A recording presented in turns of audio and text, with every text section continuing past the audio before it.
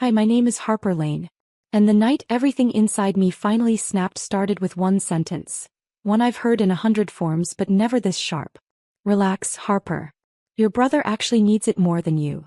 My dad said it so casually, like he wasn't holding the envelope I'd spent 5 long years filling. My baby shower savings. Gone. Just like that. He didn't flinch. Didn't apologize. Didn't even meet my eyes. He just tucked the envelope into his pocket and added, "You'll be fine. Stop being dramatic. There's a specific kind of pain that doesn't make you cry. It makes you quiet.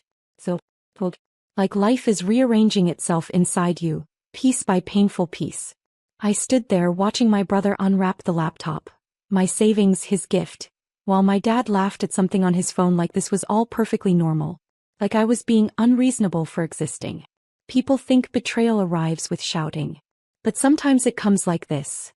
A slow, familiar erosion until all that's left of you is someone they don't even bother breaking gently.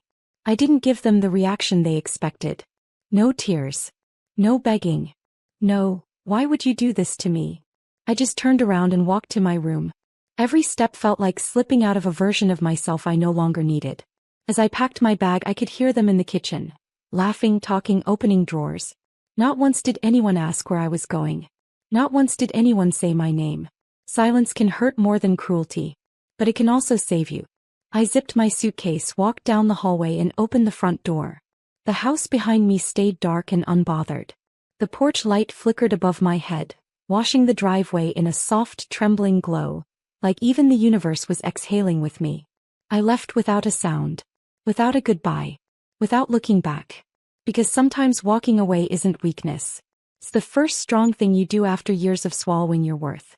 I slept on a friend's couch that night, phone face down, the world blissfully silent. For the first time I felt free, painfully, beautifully free. But freedom doesn't stay quiet for long. Morning came. Light hit my phone screen. 37 missed calls. All from Dad. And then, the message that stopped my heart cold. "You didn't have to do that to the house." The strange part? I hadn't touched the house. Not yet. My first thought was simple, almost too calm for what I was reading. What does he think I did? I sat up, the room still dim, morning light leaking through the blinds in thin, hesitant stripes. My phone buzzed again, another call from Dad, then another text. "Harper, answer me. This isn't funny." Funny. He thought I was the one playing games.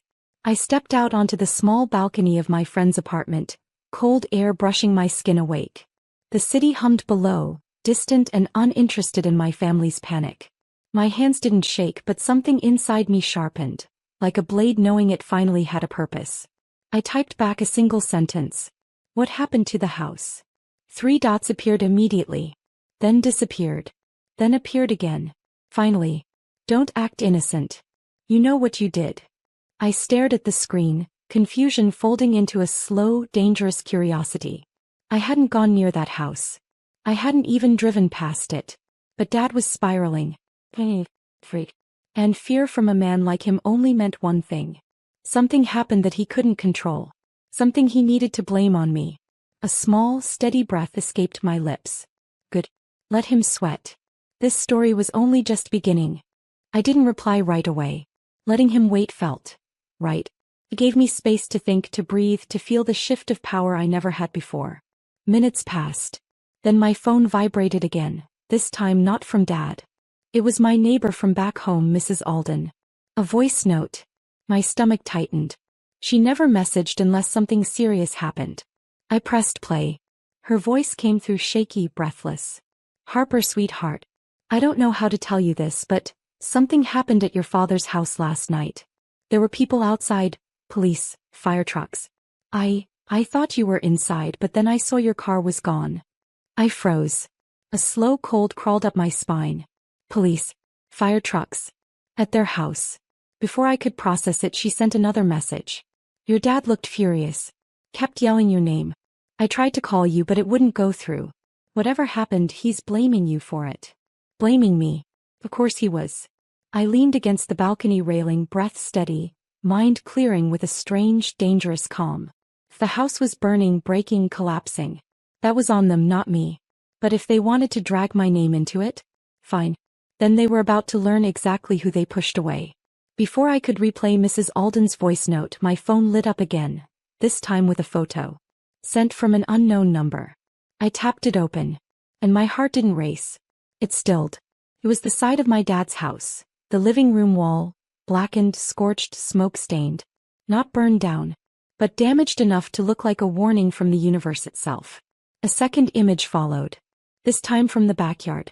The old shed, the one Dad used to lock my belongings in whenever he didn't want to see my mess, was nothing but charred wood and twisted metal. My phone buzzed again. A message from Dad.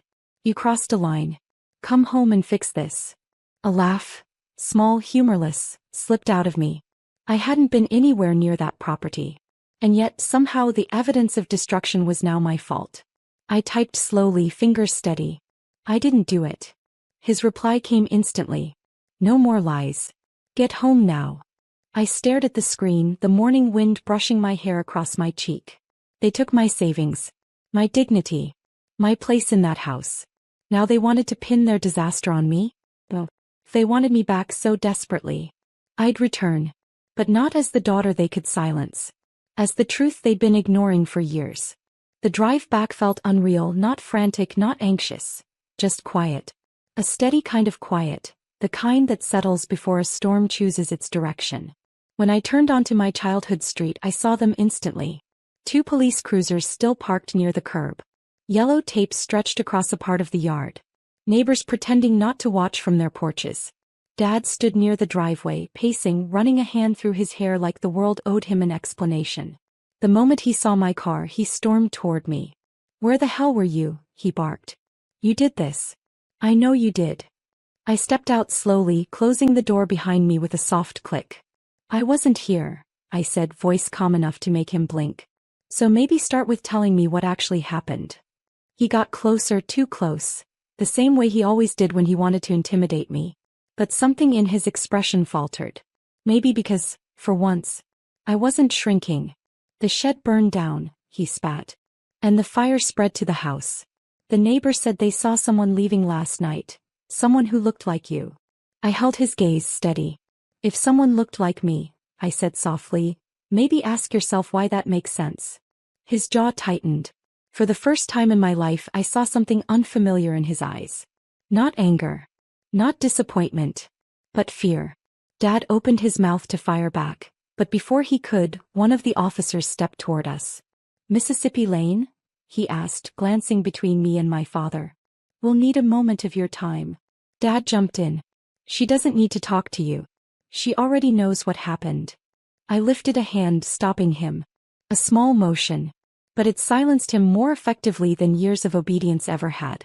Yes, I said to the officer. I'll talk. He nodded and walked me a few steps away, lowering his voice.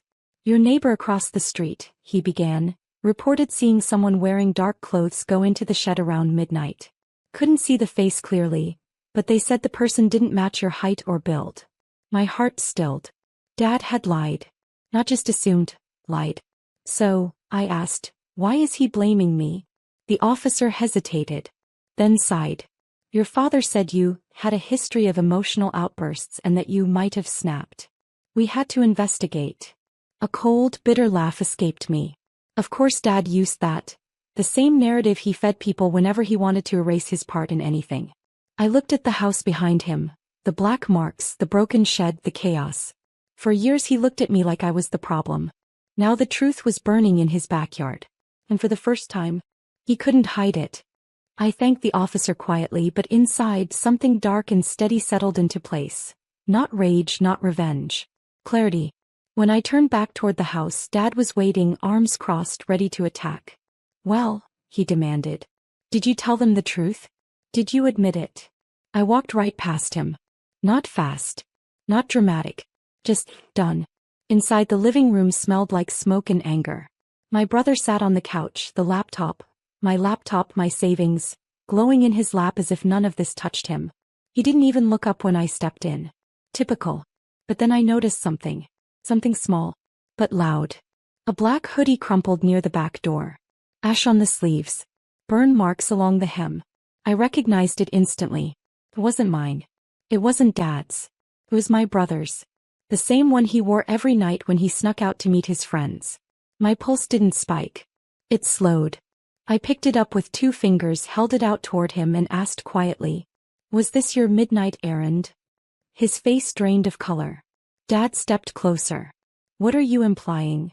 I turned, lifting the scorched fabric between us. "I'm not implying anything," I said, voice steady as steel. "I'm just showing you the truth you were desperate to blame on me. And for the first time in my life." They both fell silent. The silence that fell over the room wasn't peaceful. It was sharp, slicing through every lie they'd ever fed me. My brother's mouth opened, then closed. He looked at Dad, searching for a script, the same way he always did when things went wrong. But Dad had nothing. His face had gone pale, his jaw locked tight, like every explanation he rehearsed no longer made sense. I held up the burned hoodie a little higher. "Funny," I said softly, "how this smells like smoke and fear, not like responsibility." My brother stood abruptly. "It wasn't, I didn't mean, the fire wasn't supposed to spread." Dad's head snapped toward him. What did you?" My brother flinched. "It was an accident. I thought the shed was empty. I just wanted to burn some old stuff. I didn't think." I closed my eyes for a breath, letting the truth settle the way warm ash settles after the last flame dies. Dad pointed a trembling finger at him. "You ruined the house. You ruined everything." I looked at Dad. "No," I said quietly. "He didn't ruin it. You both did a long time ago." He turned to me, voice cracking. "Harper, you can't, we're family." "Family?" I almost laughed. "Family doesn't take your savings. Family doesn't call the cops on you to cover their guilt. Family doesn't blame you every time their world cracks." Dad reached out as if a touch could rewrite decades.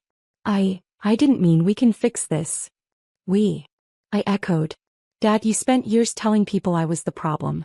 Now your problem is standing right in front of you, wearing a burned hoodie." The officer stepped inside, then clearing his throat. "Mr. Lane, we need to finish the report. We'll need your son to come outside." My brother's face collapsed into panic. Dad looked trapped. Cornered. Exposed. I walked to the doorway, stopping only long enough to breathe in the last scent of a place that had never been home. "You blamed me for a fire I didn't start," I said quietly. "But today, you get to live in the one you built." Dad opened his mouth, but nothing came out. I stepped outside, sunlight warming my face, the air clean and open. And when the officer led my brother toward the cruiser, Dad still staring at the ruins behind him, I didn't feel vindictive. I didn't feel cruel. I felt free. Truly, finally free.